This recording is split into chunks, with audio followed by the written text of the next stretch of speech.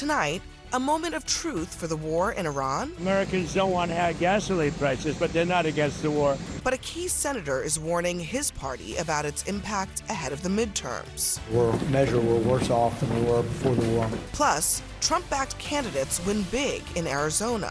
Let's make this the year that we turn Arizona red again. As election deniers are now on the ballot for November. Also, 18 days in Minnesota. An exclusive CNN investigation uncovers false claims, cover-ups, and chaos behind the Trump administration's killing of 2 American citizens. And New York City's mayor backs down from his threat to arrest the Israeli prime minister. Benjamin Netanyahu is not welcome in New York City. Live at the table, Tara Setmeyer, Noah Rothman, T.W. Origi, Dina Dahl, and Geraldo Rivera. Americans with different perspectives aren't talking to each other, but here they do.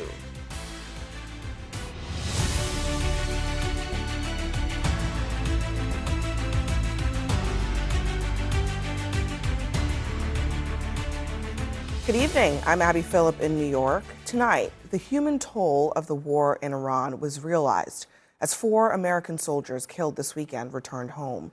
President Trump was at Dover Air Force Base for the dignified transfer, and we've learned their names. First Lieutenant Tyler James Feehan, Sergeant Angel Rampersad, Private Isabella Gonzalez, and Sergeant Michael Emmanuel Swinton. 18 American service members have been killed since the start of strikes in February, and the president spoke to reporters just before traveling to that dignified transfer. He appeared to speak for the fallen members. Great heroes, actually. They said, and all of them said very strongly, we cannot let Iran have a nuclear weapon. They won't have a nuclear weapon. So we're going to honor them. What do you say to families of these fallen soldiers when Americans are wrongly against this war? How do you ask them? Well, Americans aren't against the war. A poll just came out. Americans don't want high gasoline prices, but they're not against the war. That just came out loud and clear in a poll. Nobody wants Iran to have a nuclear weapon.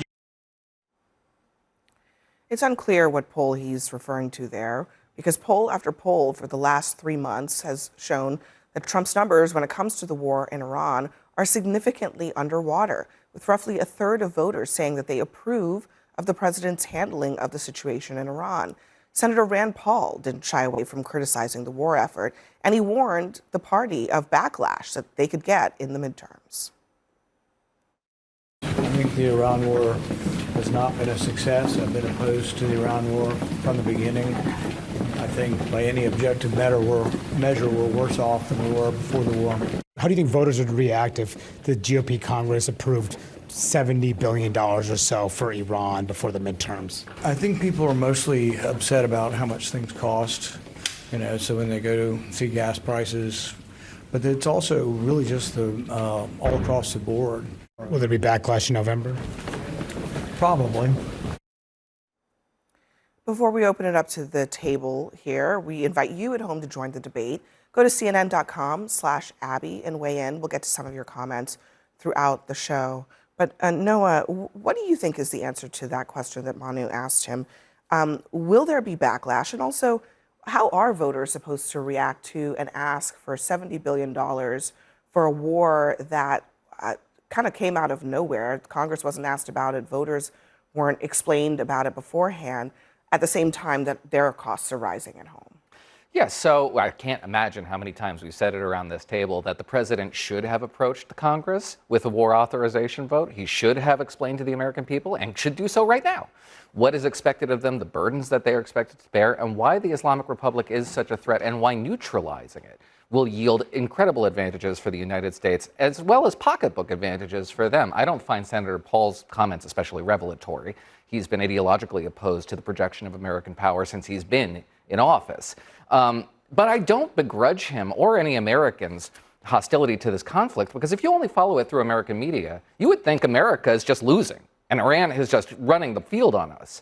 If you listen to Iranian media, foreign media, which covers Iranian comments, you have Gabalif, who is now articulating out loud the paradox of this strait, which is the longer we keep it closed, the less valuable it is. We actually need to increase traffic through the strait, for which he was accused of executing a coup by hardliners in the regime. You have Perzheskin saying the economy is the main battlefield now, and you have the regime closing cafes, again, for the first time since December, before they slaughtered 40,000 people in the streets. They're experiencing a lot of hard times, too, in Iran. It's just a matter of who has the staying power to stick it out. Yeah, but the difference is that they don't answer to their people. They don't have elections there that are any meaningful in any way. So unlike here in the U.S. And what's happening in the Strait, Donald Trump has told us 40 times plus now at this point that it's over. The Strait's going to be open. They're begging for a deal. This is going to only be 4 to 6 weeks long. Here we are, almost 6 months into this. Gas prices are back up over $4 a gallon. The American people are war weary of this because they're like, we didn't ask for this in the first place. You promised us no forever wars. This feels like a quagmire. You haven't explained to us why we're here, how this is benefiting us. You keep repeating, we don't want Iran to have a nuclear weapon. Yeah, but what you're doing has nothing to do with Iran's nuclear program. We're over here arguing over the Strait of Hormuz, which was something that wasn't closed or an issue before Donald Trump decided to go after Iran this way without a real long-term strategic plan. So this is a problem. And Republicans know that it's a problem. And even Donald Trump's own base is questioning his truthfulness with them. He's promised them they wouldn't do this. He has betrayed his own people again on this. What else is he betraying them on? Well, affordability crisis is a hoax, apparently, according to Donald Trump. And he's too busy with his vanity projects in D.C. Meanwhile, people are suffering in this country, and Republicans know that's going to cost them in November. In Trump's speech today, and when he was in Georgia, he insisted that inflation is coming down. He says he inherited very high inflation from Biden, which is not true. When he came into office, it was lower than where it is now.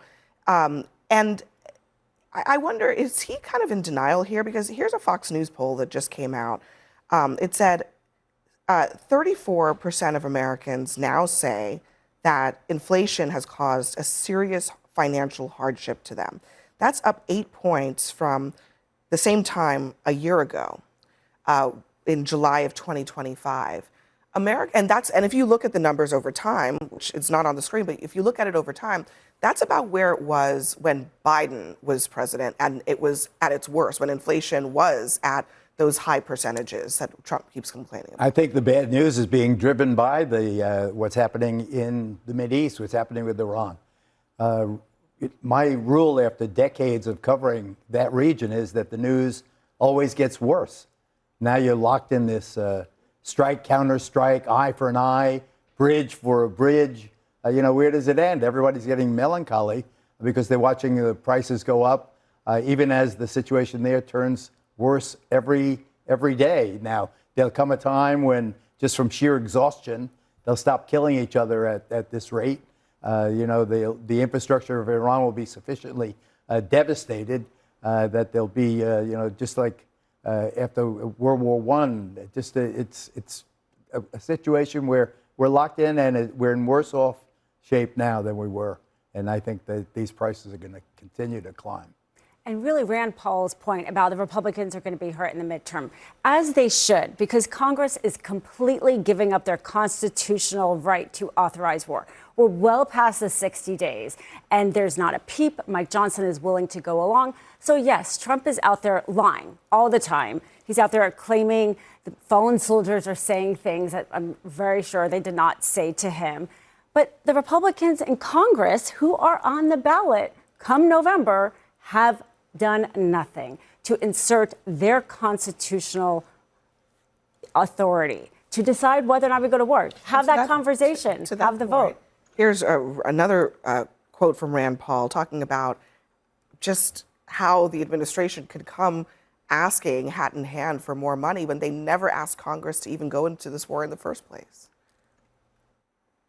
It is completely and utterly fiscally irresponsible to someone to ask for a 50% increase in the military, but they're not asking for the approval of Congress. We have a war that we have not voted upon, no congressional vote. Look, George Bush, at the very least, came to Congress. He asked for a war, an authorization for the use of military force for Afghanistan and for Iraq without a vote, and yet then he wants us to give him a 50% increase. Yeah, so he's talking there about the defense budget, which they, even before this latest supplemental, they wanted to boost by an additional 50%. And again, Americans are so negative about their financial situation. They, by and large, think that things are getting worse. The president has now returned to his whole tariff thing after resoundingly Americans said that that was bad policy. And now he's basically saying, let's just give billions and billions of dollars to the defense budget and not to the things that affect your pocketbook. Well, before we get too far moved, thoughts with the four fallen. I think we tend to get lost, and it tends to be lost how great of work our men and women in uniform have done in Iran, whether it be Midnight Hammer, whether it be the opening entrees of Epic Fury. Even these bombing raids now, 900 ships have been transported through the Strait of Hormuz with U.S. naval might. That cannot be understated. And to Noah's point that you would think we were getting our butts handed to us the way that you often hear it portrayed in the media, but it's not the case. Our men and women are performing incredibly admirably. But to your point, I think a lot of this would be treated differently if Donald Trump also messaged completely differently. We have heard that he didn't make the selling points, but he hasn't made a selling point on really any accomplishments he's had thus far. We should have been talking about the no tax on tip, no tax on Social Security, no tax on overtime way more than we have. We don't hear about Trump RX enough. We don't hear about investment accounts enough. We didn't even hear about the housing bill. He didn't even sign it. So all these things would be helpful in the messaging to the affordability point. In November, everyone's going to be voting on affordability, as you just showed in those poll numbers. So yes, the president does not have the luxury to focus on only one thing at any one moment. He has to be able to walk and chew gum at the same time. Iran is a threat, but so is people's pocketbooks. He doesn't believe that the pocketbook issue is a real one. Right, I think he that's called part it a of the hoax. problem. He called it a hoax. He's reading the polls. Yeah. Yeah, He doesn't want to Whether acknowledge he's not he's saying it out loud is another well, thing. is he reading anything? Seem I to don't know about suggest that. I mean, he thinks everything is trending in the right direction, which is not. How does it end? I mean, if it's trending in the right direction, what's the end of this story? What's victory? Good question. What does Yeah. victory consist of? That we've battered them to the extent where, the ship get through, but then some knucklehead with an RPG is going to shoot at his ship. That now you've got this 90 million people, huge country in the middle of everything, and can reaching I just out. say also, I think that's totally a valid question, but it almost seems like this conflict has gotten even beyond that. I mean, the one big chunk of problems, which is the economic impact of this, is one thing. But the other big chunk of problems that the president has is that he actually now kind of has to win this war. Like he has to get to a point where Iran is actually really and truly defeated, where they actually really and truly turn over their nuclear program or something close to it. And if he doesn't get that, then what he's really done is open a massive can of worms for the entire planet. Exactly. Well, yeah, I mean, to a certain extent. It's not like Iran was quiet and passive before February of this year. We've been interdicting Iranian plots and consistently interdicting them since 1979. To your point, how does this end? And is there a point at which we can open up the strait, even if there's some harassment in the strait? That's sort of the condition that prevails in the Strait of Malacca, prevails around the Horn of Africa, for the last 5 years has prevailed in the Bab el-Mandeb, which we should probably talk about. And those are priced in. Shipping interests and insurers can price that in and reduce the level of threat that are experienced by commercial interests, which is really what's stopping a lot of the traffic in the strait. So the president, to the extent that But there you're is not an answering India, the question. That wasn't an issue before February 20, and that wasn't an issue before February 28th in the Strait of That's not true. Hormuz. It was. No, not to this extent. It was not. Not If to it this weren't, extent, with the exception no, of it was 87 not. and 88, which was worse. Listen, this is all wonderful, but you guys, have you guys met Donald Trump? The guy does not make decisions strategically and doesn't have the temperament to have this conversation where you're going into, how do we go into a military conflict that puts our men and women in uniform in harm's way? What does victory actually look like? What is the reason we're doing this? What is Congress going to say? He doesn't do that. Now he's got himself in this war of choice where it's almost like he's governing by temper tantrum. And now he's got us involved in potentially another But Tara, conflict. I hear so often that... Wait a minute, you have the Houthis going now after happening within So is the problem that the president doesn't have the patience for this campaign and will slink away at the He doesn't nearest have the opportunity? intelligence beyond the patience. But go ahead. Or is the problem that he's so headstrong, that he's so aggressive, so hawkish, that he's going to embroil us in a quagmire? He's It can't be delusional. both. He's delusional, and he's lying to the American people. He's trying to convince himself that there's victory on the horizon, and it's not. And that is a problem. One thing we for can rule out is the slink entire away world. scenario. All right. He's had the opportunity. Next for us, Battleground Arizona, the primary result.